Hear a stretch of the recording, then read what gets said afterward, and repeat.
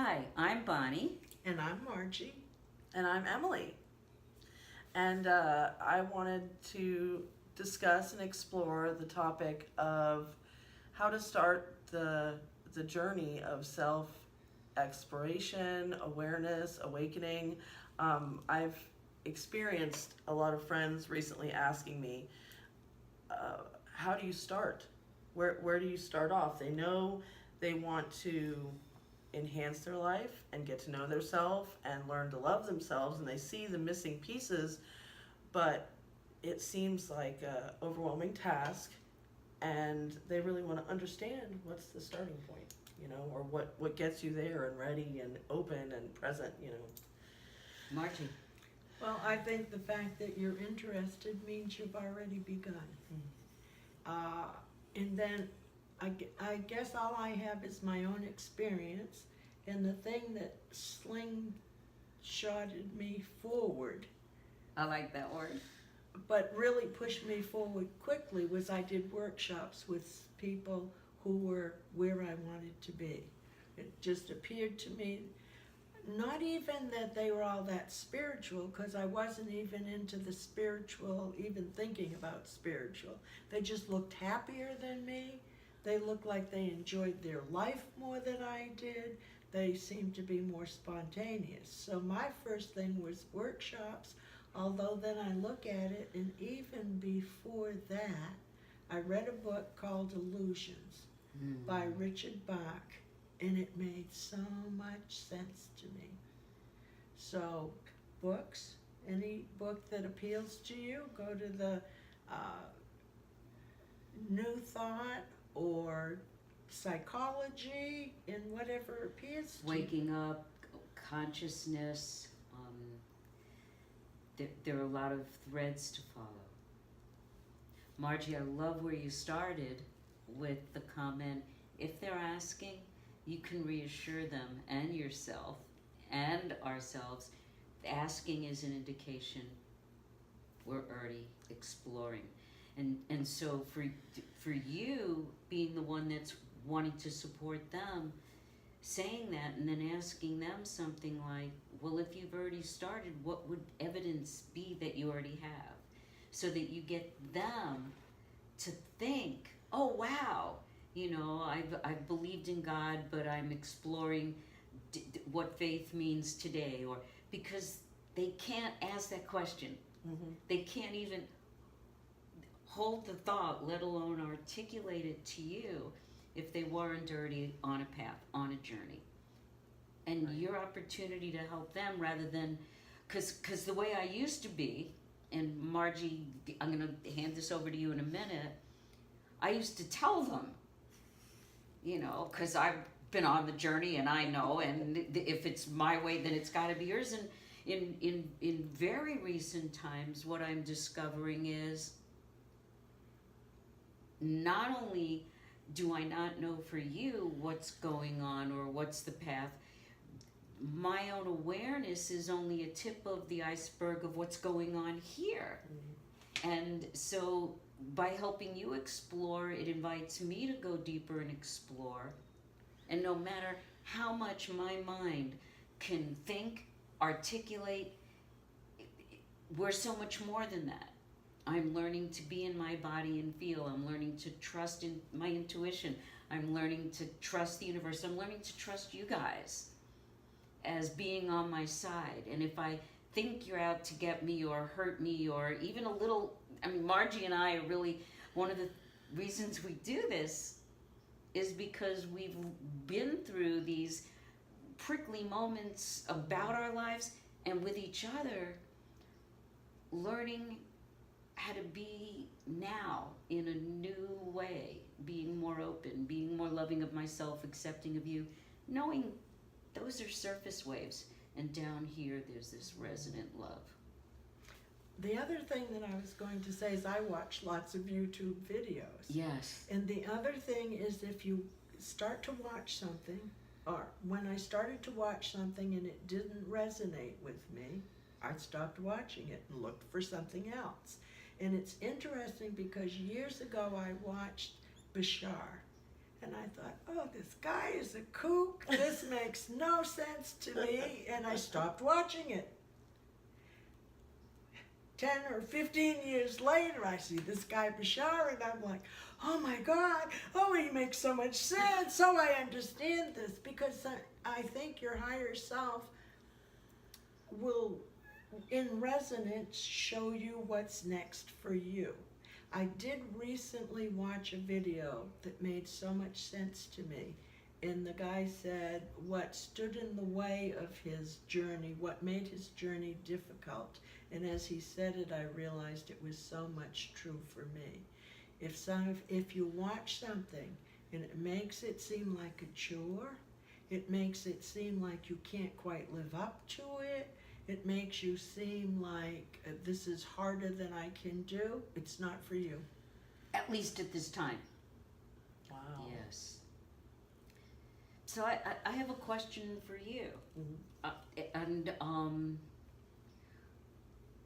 We've all dealt with recovery and being on a spiritual path, learning to trust higher power. The people that are asking you, are they already part of that? Or because if for those people, you already have built-in language. Yeah. So it's partially people new in recovery are wanting to like get from here to there quick, you know, and they want that like that serenity, that peace, that awareness that I too wanted when I first got into recovery. I wanted it instantly, but what I didn't understand is that without the awareness, the peace really, I don't think it would have been authentic at all. You know what I mean? I could have acted like I was peaceful, and I could have practiced physically letting things go, but without the awareness of the way kind of everything fits together, and how I learned from your experience, yeah, and I pass that on, somebody else learns from my experience. It's just such a build-on thing, and so I think it's so necessary for everybody's journey to be the way it is, you know. But I get that that eye-opening thing. What is it that opens your eyes? Because people told me many times that they didn't like my behavior throughout my life, and it bounced off me, and I was not able to see my own behavior. I was blind. So when the awareness came, it was overwhelming, and working through that, it's a beautiful thing now. But steps, it's got to come in small steps. It can't be here to there, you know. It's And what I noticed in my life was people telling me my behavior was wrong, or there were things that were wrong with me, did nothing for me. People who said, Margie, I love you however you are the people who made me want to be better. The people who said, I accept you with whatever is going on. Those are the people who made me want to be a better person, made me want to look at myself. But people who told me there were things wrong with me, defiance, I don't care. So I find I move so much more with loving than I do with criticism. And what I've also discovered is I move so much quicker with loving myself instead of criticizing myself. But that was a huge habit that was very hard and took a long time to break. Just because my habit was to criticize myself no matter what was going on. And now sometimes I still criticize myself, but I catch it instantly and go, wait a minute, you're doing the best you can. Whoever needs to criticize, or whatever part of me needs to criticize, I try to love and hold and forgive and say that's all you know and we're doing great, and relax. So that's one thing that I've personally done that seems to help so much. The other one is I've had people ask me like, well, I'm going crazy, I can't shut off my mind, what do I do right now? And I know when people told me to meditate at the beginning, I couldn't stop my mind at all, and so that didn't help me, it just frustrated me. Yes. But what I do with people now who say, I can't shut off my mind, I'm going crazy, please help, I say, find something in the room. Look around the room, find something that's beautiful. Find something that's beautiful. Now describe it to me in as much detail as you can. And they'll start saying, well, it's a statue, it's about 6 inches high, it's of a fairy, it has butterfly wings, and she's holding a bird. And then I go, how do you feel right now? And where is your mind?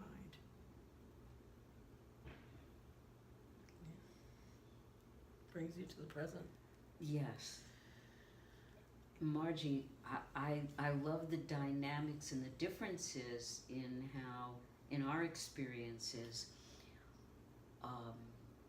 I took feedback of my personality or my behavior very personally, and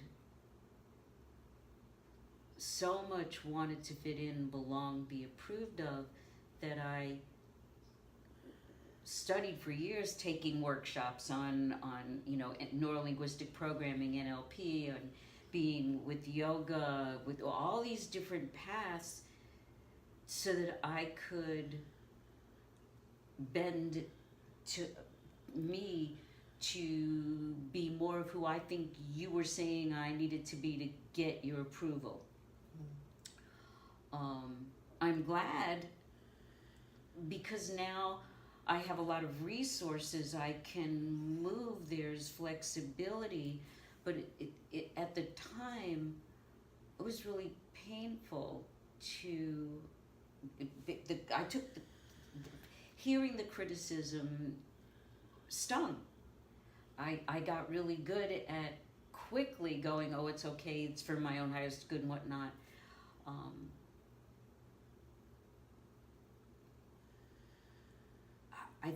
I think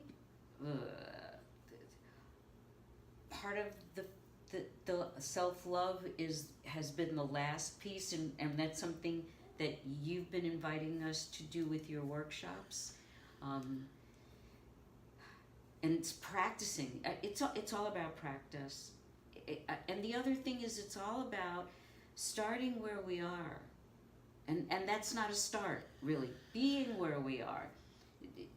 And trusting ourselves, trusting the universe, trusting other people to give us what we need when we need it. I was speaking to a friend, and she's like, I don't want to get optimistic because I'm disappointed, and maybe I should look for set aside time to be sad. And I went, you have opportunities to be sad. You don't have to go searching for it.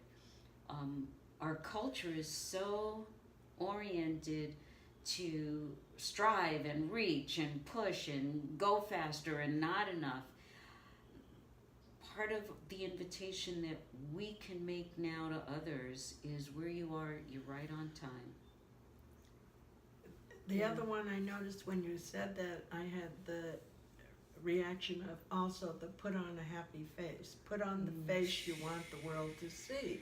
And it's made me, so much of my life, be so inauthentic, because I got this great smile and I'm smiling at you and I feel like I'm going to die inside. Yeah. And coming to the place of I don't feel happy, I'm not putting on a happy face, I feel like I'm going to die inside. Now, instead of hunting for my past, hunting for stories of why I'm so sad and why I'm so miserable, I look for, where do I feel miserable? Is it my heart that feels miserable? Is it my solar plexus? Is it my inner child? Is it some memory from my past personality that's feeling sad? And I just try to love and nurture that. It doesn't matter what, it's like we're okay. We're okay, and it's okay if you're sad. It's where you are, and I love you anyway, and you're safe anyway, and you're taken care of anyway. And we're not the little kid we used to be that had to depend on big people to take care of us, because I'll take care of you. I won't let anyone hurt you today. Margie, when you started talking about what you do now that you're an adult, you took one fork in the road, which I also have nurtured. because of conversations we've had, I really thought you were going over here, which is also valid. I mean, all of this valid. is, it's just what's in the moment, because I've heard you so many times say, I don't look for the reason, I don't go to the past, I don't need a story. Right now I'm feeling sad, I'm going to be with the sadness, it will pass. Just like the weather, our energy shifts, our emotions change. I don't have to force it, I don't have to look for reasons, because the tip of the iceberg, I'm going to grab something that my conscious mind digs up so that I feel okay, so that I can justify, so that I can justify to myself, let alone explain to you, well, here's why I'm sad, or here's why I'm not connecting, whatever. It's like, It wasn't so much the why, the story of it. It was more what part of me is feeling sad. It wasn't so much why are you feeling sad, it's acknowledging something feels sad in me. And it's okay, because I know I can take care of me today, even in the sadness, and I don't have to put on a front, and I don't care what anyone else thinks. That's one. But the other one that I also noticed is a while ago I was feeling, I woke up feeling very afraid, and I tried all the who's afraid, blah, blah, blah, can I meditate, can I pray? Nothing was working. And I said, well, evidently my higher self wants me to be in fear right now. And I curled up in a ball and cried for what seemed like forever, probably was half hour. And then I suddenly started having awareness on top of awareness on top of awareness of what was really going on with me. But it wasn't until I surrendered to, I just feel terrified right now, and I'm scared, and I want someone to take care of me, and Yeah. please tell me what to do. I thought, and I just surrendered to it. But again, I think it's being willing to take that breath and say, okay, what now? yeah. You said one thing that I think I can say pretty quickly, and then I really would love to hear your experience of this and what you're doing with it. You, and many people say, well, where do you feel it? I'm guessing there are some of you out there that are like me. I look at you, I feel inadequate and already screwed, because I don't know where I feel it. I don't know how I'm feeling. I just know that something's going on, and it could be just as simple as I feel bad, as opposed to good. I don't know where. And so again, the invitation is for me, rather than telling, ask, explore. Because if I say to you, feel where you feel it, and Emily, it seemed like you could relate to that. Yeah. So why don't you take a few minutes and say what you've heard, and we'll either be at a wrap point with that, or we'll know to take a pause and start another segment.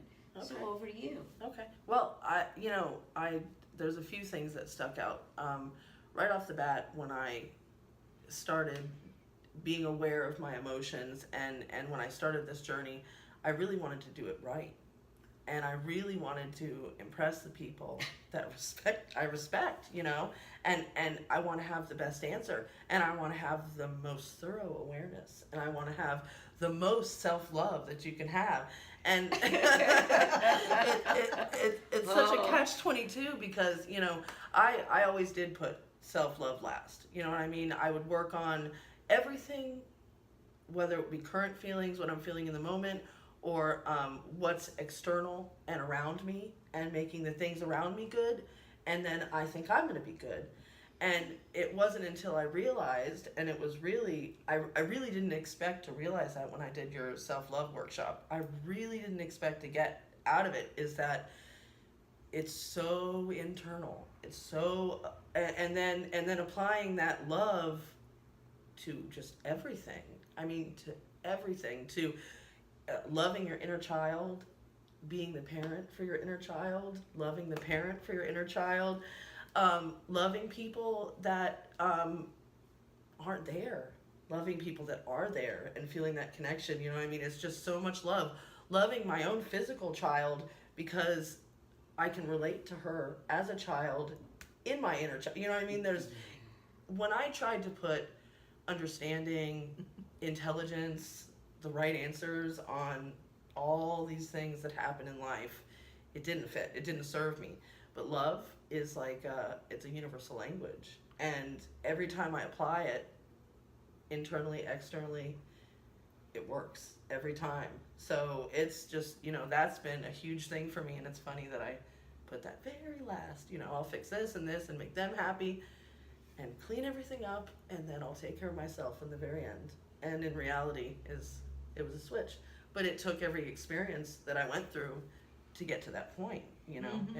It really did. And my most recent epiphany was being the parent to your inner child and taking care of yourself on that level, because, there's just so many layers to it, and it's exciting. It's exciting to be on this journey and be aware of those things. Thanks, Emily. I'm glad you joined us. Me too. Thank you for the question.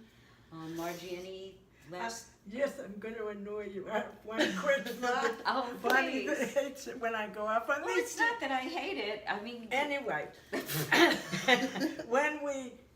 when you said all of how you used to do it and we all laughed, I realized that has also been a huge gift in laughing at myself when I don't get it right, or I've done something silly, and recognizing I'm not bad.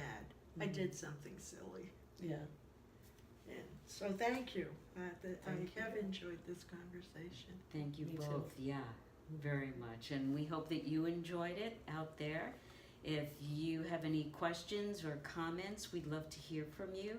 If you'd like to be sitting where Emily is sitting, or join us if you're not local on a Zoom conference, please reach out to us. We would love to have you join us and have a deep, meaningful conversation. Thanks. And by the way, Margie's next workshop is March 29th and 30th. here in the Melbourne area. If you're around and can get here, Emily. So changed my life. Absolutely changed my life. Thank you. It was Thank you, amazing. guys. Thank you.